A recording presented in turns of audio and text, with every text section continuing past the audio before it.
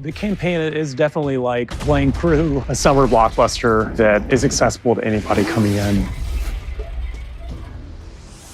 Black Ops 6 follows the events of both Cold War and then the 1980s part of Black Ops 2. The story takes place in 1991. Frank Woods had been on a mission in Panama that had gone south because there was apparently a mole within the CIA that betrayed them. Jason Hudson got killed. Alex Mason was killed by Woods' hand unintentionally. So what we're dealing with is some of the aftermath of those events. Our major returning characters are Frank Woods. He's a man of action, but he's not able to actually get out in the field anymore. We also have Russell Adler. No one quite understands his motivations, so he's difficult to trust. As far as new characters, we have Troy Marshall brings leadership, and then Savati Dumas, she's the master of disguise. And Felix Newman is a tech genius. Their arcs are very like, I don't know who to trust. I don't necessarily trust anybody in this room, but we know that we have like a similar goal.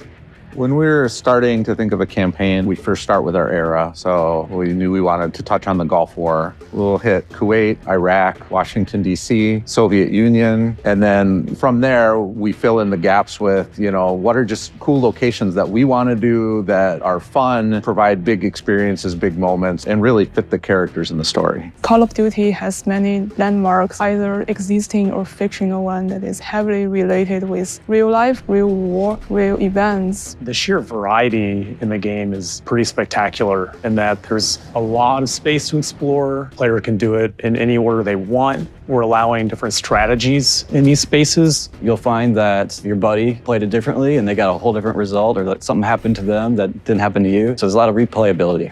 The safe house is a place to go in between missions. It gives the player a chance to explore. It's where you can really see these characters and feel who they are and what they're going through. There is also upgrade stations, so the player can upgrade themselves with improved equipment, improved abilities. The safe house will grow as the player progresses through the game. The set dress will change, the visuals will change, and you'll notice different things that weren't there before. So the player is playing a CIA operative named William Calderon. He goes by Case. Throughout the campaign, you'll be playing as Case, but there are other opportunities and other missions where you will play as other members of the team. And under the radar, you're playing as Sev, and she gets her own uniform and is disguised as a person who's working the base. We're hammering home to the player, this is a different character you're playing as. And so prototyping a mechanic around her having heightened keen eye senses, integrating that into the flow of the mission worked really well. I think my favorite part is in high rollers. You're going to go in there, pretend you are one of the customers, and break into the underground vault and get that cash out.